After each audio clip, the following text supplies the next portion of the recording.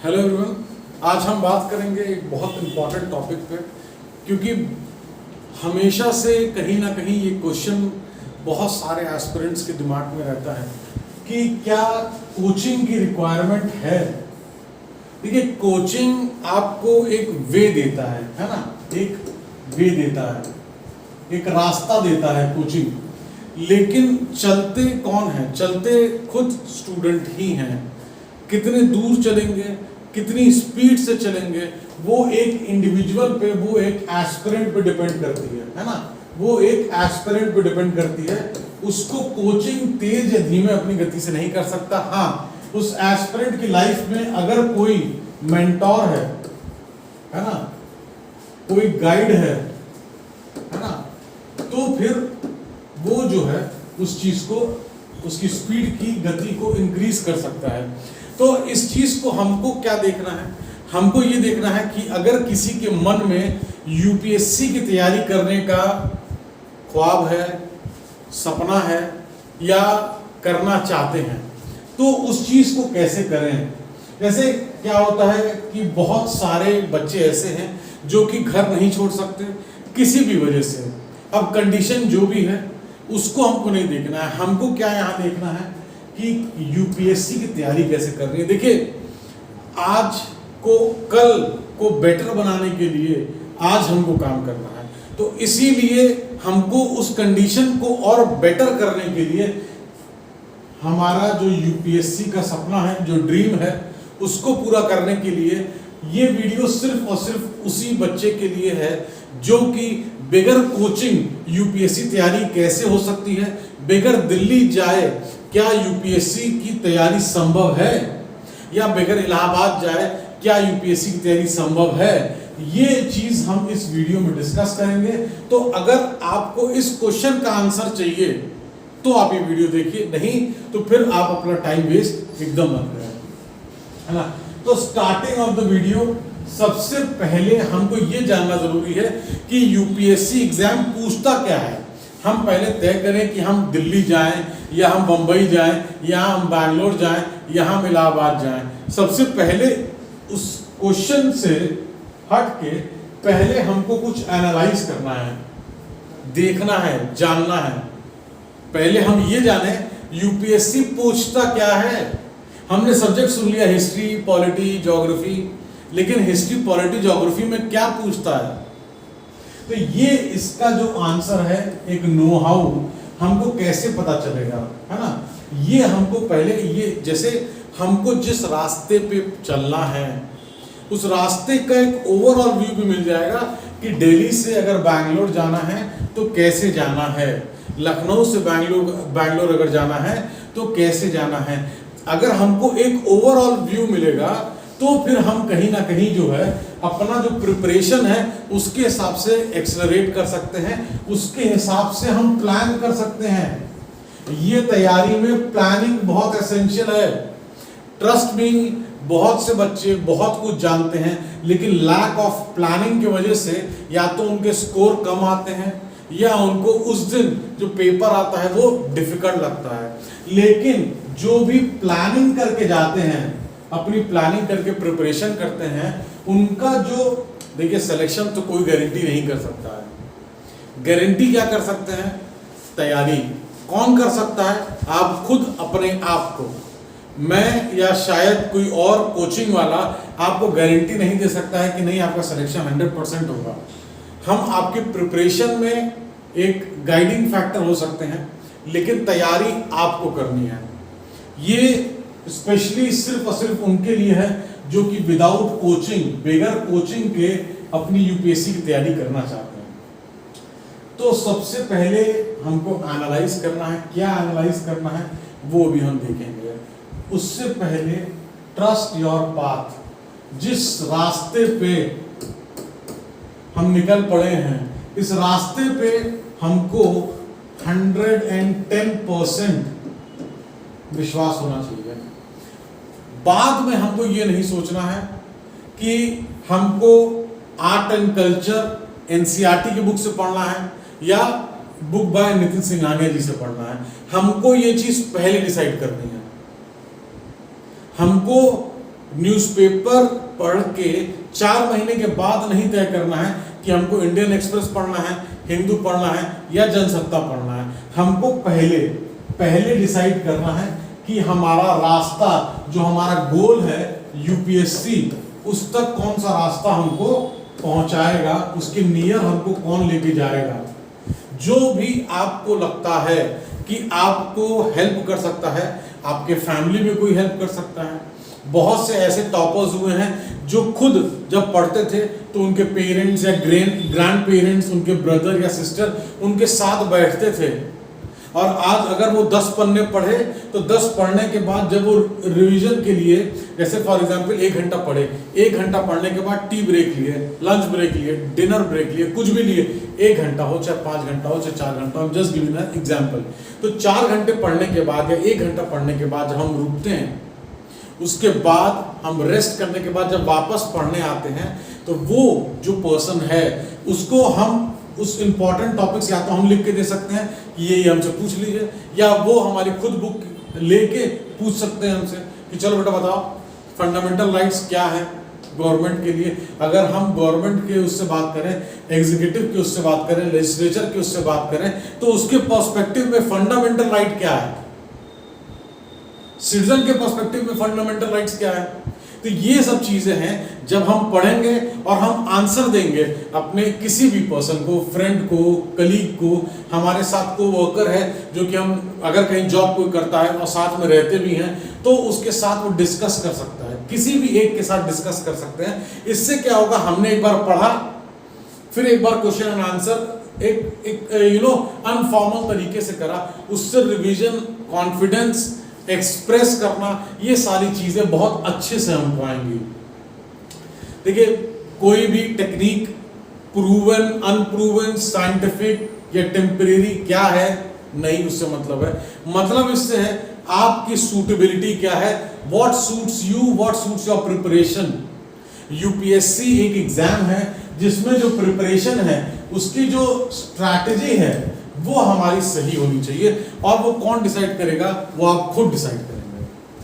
आप कैसे डिसाइड करेंगे, जब आप एनालाइज करेंगे तो आपको समझ में आ जाएगा कि आप सही डायरेक्शन में चल रहे हैं या सही डायरेक्शन में नहीं चल रहे हैं। तो सबसे पहले स्टेप 1, यूपीएससी को हम जब एनालाइज करना है, उसका स्टेप 1 क्या है, स्टेप 1 है सिलेबस। हाँ, आपको सिलेबस जानना जरूरी है। प्री का, मेंस का तैयारी दोनों की इंटीग्रेटेड होगी। प्री का मेंस, ना सिर्फ प्री की तैयारी होगी, ना सिर्फ मेंस की तैयारी होगी, प्री का मेंस तैयारी होगी। इस चीज के लिए आप एकदम क्लियर रहिए, एकदम क्लियर रहिए, 150% क्लियर रहिए। प्री और मेंस की एक साथ तैयारी होती है, ट्रस्ट मी, अलग अलग तैयारी नहीं होती है। मेरे हिसाब से आपको अगर अच्छा लगे तो आप कर लो। सिलेबस जानेंगे, आता क्या क्या है, प्रिपरेशन करनी है ना, तो पहले तो ये पता होना चाहिए। सब्जी बनानी है अगर पनीर की, तो यही नहीं पता होगा इंग्रेडिएंट्स क्या क्या होते हैं, तो उसी सब्जी बनाने की प्रिपरेशन क्या करेंगे। ऐसा तो है नहीं कि सिर्फ पनीर काट लिया, टमाटर है ही नहीं, नमक नहीं है, या व्हाटएवर सॉल्ट और जो भी चीजें होती हैं वो मिसिंग है, तो सब्जी कैसे बनाएंगे। तो प्रिपरेशन करनी है तो पहले पता होना चाहिए कि पढ़ना क्या क्या है, एक overall brief point of view से। तो वो कौन बताएगा, सिलेबस। प्रीवियस ईयर क्वेश्चन बताएंगे कितने डिटेल और डील करना है आपको, किस ऑप्शन को किस हिसाब से डीलिंग करना है। अगर हम बात करते हैं मान लीजिए डीपीएसपी की, directive principle of state policy की, तो डीपीएसपी से कब क्वेश्चंस आते हैं, किस तरीके के आते हैं, फंडामेंटल ड्यूटी से किस हिसाब से क्वेश्चन आते हैं, रिटन अनरिटन में जो बीच में डिफरेंस है क्या उसके क्वेश्चन कभी आए हैं, कॉन्स्टिट्यूएंट असेंबली से रिलेटेड, कमिटी से रिलेटेड, तो कौन था कॉन्स्टिट्यूशनल एडवाइजर। तो ये जो सारी चीजें हैं, हमको अपने प्रीवियस ईयर क्वेश्चन जब हम एनालाइज करते हैं, सिलेबस एनालाइज करते हैं, तो हमको ये समझ आता है हमको तैयारी किस लेवल की करनी है, किस लेवल की प्रिपरेशन की जरूरत है। देखिए, एग्जैक्ट क्वेश्चन रिपीट तो होंगे नहीं, हम एक आइडिया लेते हैं कि अगर, जैसा हमने यहाँ एग्जाम्पल लिया था कि अगर दिल्ली टू बैंगलोर जाना है ना, दिल्ली टू बैंगलोर अगर जाना है, तो अगर कोई हमारा फ्रेंड ट्रैवल किया है या कोई भी, तो हम क्या करेंगे, हम गूगल करेंगे या कुछ करेंगे कि भाई कितने देर में 36 घंटे में कवर किया या 48 घंटे में किया या 50 घंटे में किया, है ना, या 25 घंटे में किया, तो हम उससे एक आइडिया लेते हैं। हो सकता है उससे हमको कम समय लगे, हो सकता है उससे ज्यादा समय लगे, हो सकता है हमारी technique one of the best techniques हो। जब हम क्लियर करें तो लोग हमसे पूछे कि भैया क्या किया, इतने कम समय में विदाउट कोचिंग कैसे प्रिपरेशन कर ली। तो उसके लिए आपको क्लियर रहना पड़ेगा। तो सबसे पहले जो एनालाइज का जो स्टेप आता है वो सिलेबस और previous year question paper analyse करना है। ये कहाँ मिलेगा, ये आपको मार्केट में मिल जाएगा, सिलेबस भी और प्रीवियस ईयर क्वेश्चन पेपर भी। किसी को अगर एक्सेसिबिलिटी में उसमें दिक्कत है तो कमेंट में बोलिएगा, हम प्रोवाइड करा देंगे आपको। फिर आता है एनसीईआरटी। ये दोनों पढ़ने के बाद फिर हम आएंगे एनसीईआरटी पे। इस वीडियो में मैं बहुत ब्रीफली कुछ सब्जेक्ट, सारे सब्जेक्ट नहीं, कुछ सब्जेक्ट कवर करूंगा। कौन कौन सी बुक पढ़नी है, कौन कौन सी एनसीईआरटी पढ़नी है, किस किस क्लास की एनसीईआरटी पढ़नी है। इसके अलावा भी कुछ चीजें हैं, अगर किसी को नहीं पता है तो कमेंट में पूछ लीजिएगा, हम बता देंगे। ये वीडियो एक्चुअली डेडिकेटेड है यूपीएससी की तैयारी विदाउट कोचिंग वाली। ये वीडियो सिलेबस या बुक्स के रिलेटेड नहीं है, लेकिन तब भी मैंने उसको इंक्लूड करने का कोशिश किया है कि जो आप टाइम दे रहे हैं इस वीडियो पे मैक्सिमम रिटर्न आपको मिल सके। तो एनसीईआरटी की बात करते हैं तो सबसे पहले डेफिनेटली हमारा बेस, हमारी पॉलिटी जो है क्लास 6 to 12। अगर आप पॉलिटी अच्छे से पढ़े हैं, आपकी ग्रेजुएशन में पॉलिटी है, आपको एग्जैक्टली पता है पॉलिटी किस तरीके से वर्क करती है, कॉन्स्टिट्यूशन क्या है क्या नहीं है, सारी चीजें, तो आप class 11th and class 12th पे डायरेक्टली जा सकते हैं। नहीं तो 6 to 12 आप पढ़ सकते हैं। अगर आप जानते हैं तो आप और तेजी से पढ़ लेंगे, छोड़ने से अच्छा है कि हम उसको कवर कर लें। डिपेंड्स आप अटेम्प्ट कब का प्लान कर रहे हैं, डिपेंड्स आप अटेम्प्ट कब का प्लान कर रहे हैं, उसके हिसाब से एक 6 to 12 एक स्टैंडर्ड है। आपको बेस पता है तो आप 11 12 पे जा सकते हैं। ये एनसीईआरटी का पहला सब्जेक्ट था जो कि पॉलिटी। अब एनसीईआरटी के दूसरे बाकी सब्जेक्ट, सेकंड सब्जेक्ट आता है हमारा इकोनॉमिक्स। इकोनॉमिक्स में क्लास 9 to 12 कवर करना है आपको। ज्योग्राफी में class 6 to 12 very very very very very very very very important. कोई भी इसमें कट शॉट नहीं हो सकता, 6 to 12 करना ही करना है आपको। हिस्ट्री की बात करें तो क्लास 6 to 12, साइंस की बात करें तो क्लास 6 to 10, बायोलॉजी की बात करें तो क्लास 12 का लास्ट 4 चैप्टर्स, है ना। ये आपका क्या बनाता है, ये आपका मिलके बनाता है एनसीईआरटी का हमारा कवरेज प्रोग्राम, एनसीईआरटी का हमारा कवरेज प्लान फॉर एनसीईआरटी। इसमें कोई कंफ्यूजन नहीं होना चाहिए। ये मिनिमम लिस्ट है, इसके बाद आपकी फाइन आर्ट भी जुड़ सकती है, सोशियोलॉजी की बुक भी जुड़ सकती है, बहुत सी चीजें इसमें जुड़ सकती हैं, लेकिन ये मिनिमम है। ऐड आप कितना भी करते जाओगे वो आपके ऊपर है। नहीं पता और क्या क्या ऐड करना है तो कमेंट में पूछ सकते हैं, डिस्क्रिप्शन में दिए गए नंबर पे मैसेज या व्हाट्सएप भी कर सकते हैं, है ना। तो ये पहला स्टेप था previous year question paper, syllabus. Second step पे हम जाएंगे अपने एनसीईआरटी पे। एनसीईआरटी के साथ साथ एक थर्ड स्टेप चलता है, इसको हम क्या कहते हैं, उस थर्ड स्टेप को हम कहते हैं newspaper reading. Newspaper reading important है, क्यों? क्योंकि ये हमारा एक तो करंट अफेयर है ना, एक तो हमारा करंट अफेयर है, प्लस हमारा ये रिवीजन भी कराता है, क्योंकि इसके जो लिंक्ड टॉपिक हैं किससे, स्टैटिक पोर्शन से, स्टैटिक पोर्शन के जो लिंक टॉपिक हैं जब उनको हम दोबारा न्यूज़पेपर में पढ़ते हैं तो वो हमारा रिवीजन भी कराते हैं। हमको वे ऑफ एक्सप्रेशन भी सिखाता है ना। वे ऑफ एक्सप्रेशन क्या सिखाता है, किस तरीके से अपने आप को एक्सप्रेस करते हैं। कोई अगर पॉलिसी गवर्नमेंट की आई है, अगर आयुष्मान भारत डिजिटल मिशन हो गया है तो पहले जो आयुष्मान भारत मिशन था और अब जो आयुष्मान भारत डिजिटल मिशन है उसमें कितना अंतर है। स्टार्टअप इंडिया को कितना बूस्ट गवर्नमेंट ऑफ इंडिया दे रही है, आत्मनिर्भर भारत को कितना बूस्ट मिल रहा है, self reliance.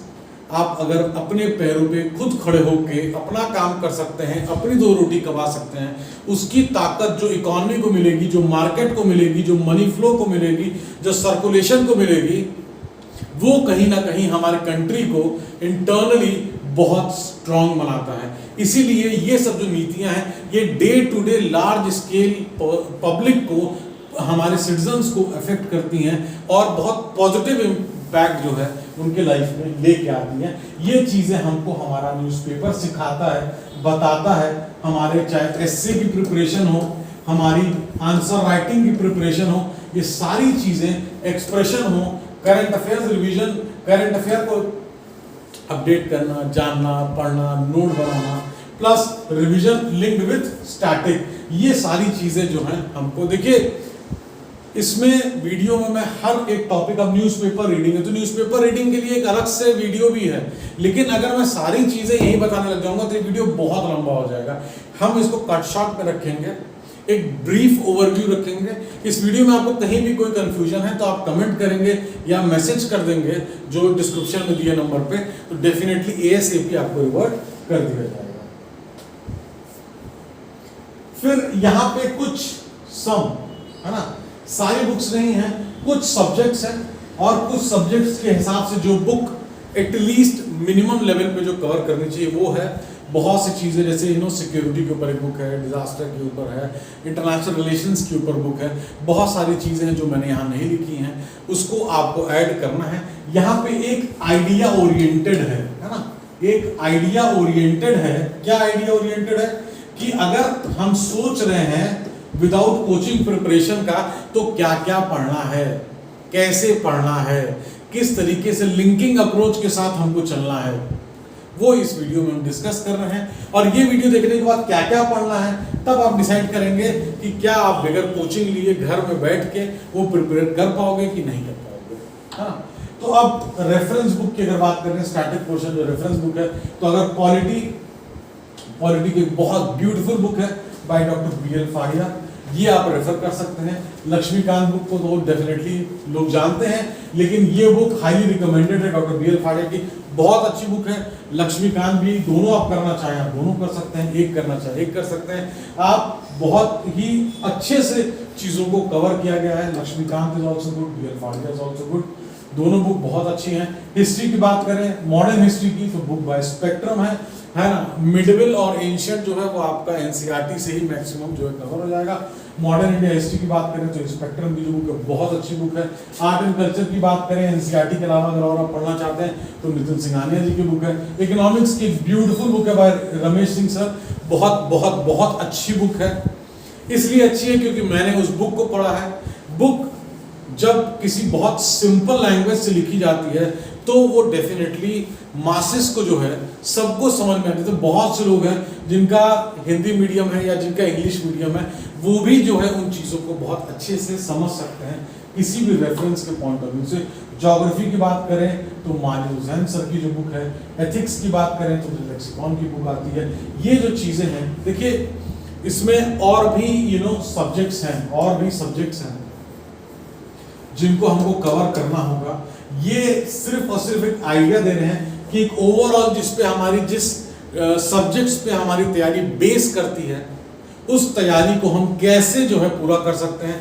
NCERT, static book, newspaper reading, current affairs, है ना, नोट मेकिंग पे अब हम आते हैं। तो ये चीजें क्या है, एक देखिए ये वीडियो ये नहीं बता रहा है कि आपको सिर्फ इतना ही पढ़ना है, ये बता रहा है कि ये तो पढ़ना ही है, इसके अलावा आप जितना एक्सेल करना चाहो आप कर सकते हो। बाउंड्री आपको ड्रॉ करनी है। एक बच्चा एक दिन में 200 पेज भी पढ़ सकता है और एक बच्चा एक दिन में 20 पेज भी पढ़ सकता है। आपको डिपेंड करता है कि अगर आपके पास 2 साल हैं, 1 साल है, 10 महीने हैं, तो 10 महीने में डेली अगर हम 200 पेज पढ़ते हैं तो 200 × 300 अगर कर रहे हैं मान लीजिए फॉर एग्जाम्पल, तो कितने पेज हम पढ़ पाएंगे। तो अगर हम मान लीजिए कि फॉर एग्जाम्पल अगर हम 4000 पेज इजीली पढ़ सकते हैं, तो 4000 पेज का रिमेम्बरेंस, रिवीजन, नोट मेकिंग, उन सब टाइम को हम कैलकुलेट करके चलना है। नोट मेकिंग क्यों जरूरी है? लोग कहते हैं सर नोट बनाएं कि ना बनाएं। अब वही वाली चीज है, नोट्स अगर नहीं बनाएंगे तो रिवीजन कैसे करेंगे? रिवीजन जो हमारा 6th पॉइंट है, ये पॉइंट्स आपको सोचना है कि विदाउट कोचिंग क्या हम ये सारी चीजें खुद से कर पाएंगे कि नहीं। अगर आप कर सकते हैं तो आपको एक करना है, नहीं कर सकते हैं, कोई ऑप्शन नहीं है कोचिंग लेने का, तो भी करना है, पॉजिटिव नोट से करना है ना। We have to start it as a positive note, ये बहुत क्लियर होना चाहिए, नोट पॉजिटिव ही होना चाहिए। जर्नी कितनी भी कठिन हो, मंजिल मिलनी है, उसके लिए हमको तैयारी करनी है ना। तो नोट्स मेकिंग क्यों जरूरी है? इसलिए जरूरी है, मैं पहले भी बहुत बार वीडियो में और क्लासेस में बोल चुका हूं कि अगर मई में एग्जाम है, अप्रैल में जितना कुछ अभी हमने पीछे डिस्कस किया है वो सारी बुक्स पढ़नी है, आपको सारी एनसीईआरटी पढ़नी है, साल भर 1.5 साल का अखबार रिवाइज करना है, तो आप कैसे करोगे? कैसे करोगे? सब सारी बुक, सारे अखबार सब सामने सजा के रखेंगे, या पूरी पॉलिटी की बुक को एनसीईआरटी स्टैटिक सब लेके एक जगह इकट्ठा नोट्स बना देंगे, और उस नोट्स को जब खोलेंगे तो हमको पूरी पॉलिटी रिवीजन होगी। अगर वो हमारी 300-400 पेज में लिखी गई हो, चाहे 100 पेज में लिखी गई हो, चाहे 500 पेज में लिखी गई हो, लेकिन हमारी खुद की हैंडराइटिंग में, खुद की लैंग्वेज जो हम समझते हैं, हिंदी इंग्लिश मिक्स, इंग्लिश जो भी लैंग्वेज आपकी है, जिसमें भी आप कंफर्टेबल हैं, उसमें आप उसको बनाएंगे, लिखेंगे, रिवाइज करेंगे। इसलिए नोट मेकिंग जरूरी है। नोट मेकिंग का सबसे जरूरी पॉइंट जो है वो रिवीजन जो है, यहाँ पे प्लस मार्क जो है रिवीजन में मिलता है। और टेस्ट सीरीज हमको प्री के लिए भी करनी है, टेस्ट सीरीज हमको प्री के लिए भी करनी है, टेस्ट सीरीज हमको मेंस के लिए भी करनी है। प्रैक्टिस प्रैक्टिस एंड प्रैक्टिस, जितनी प्रैक्टिस करेंगे उतना ज्यादा हम परिपक्व होंगे। पता है कभी कभी क्या होता है, क्वेश्चन में लिखेगा विदाउट दिस, हमको लगेगा WITH बस लिखा है, विद दिस ऑप्शन लिख देंगे। कैन नॉट, हम जो है आ जाएंगे सीधे कैन पे, है ना। तो उसमें क्या हमको दिक्कत क्या होती है कि जो रीडिंग, सबसे बड़ा टेस्ट सीरीज, एक तो प्रैक्टिस, दूसरा रीडिंग की जो आदत पड़ती है हमको, तीसरा सबसे इंपॉर्टेंट टाइम मैनेजमेंट, हमारी हैबिट टाइम मैनेजमेंट के अंदर एक स्टिपुलेटेड टाइम में 2 घंटे के अंदर ये पेपर फिनिश कर रहा है, कितने क्वेश्चन हम अटेम्प्ट कर पा रहे हैं, कितने सही है कितने गलत है, सारी चीजें जो है टेस्ट सीरीज हमको बताती है। तो देखिए इसी तरीके से हमने एक ब्रीफ मैनर में ओवरऑल मैंने समझाने का प्रयास किया कि किस तरीके से आप अपने यूपीएससी के प्रिपरेशन में घर रहते ये चीजें आपको पहले सोचनी है, प्लान करनी है, वे आउट निकालना है, बुक्स देखना है, पढ़ना है, समझना है और आगे बढ़ना है। ये चीज में कोई दिक्कत हो तो आप हमारे जो नंबर पे दिए गए व्हाट्सएप ड्रॉप कर सकते हैं। किसी को मेंटोरशिप की दिक्कत हो तो फ्री मेंटोरशिप प्रोग्राम में भी आप एनरोल कर सकते हैं। और इसी तरीके से कोई भी क्वेश्चन हो अपने प्रिपरेशन से रिलेटेड यूपीएससी के तो डेफिनेटली आप पूछ सकते हैं। Thank you so much for watching the video.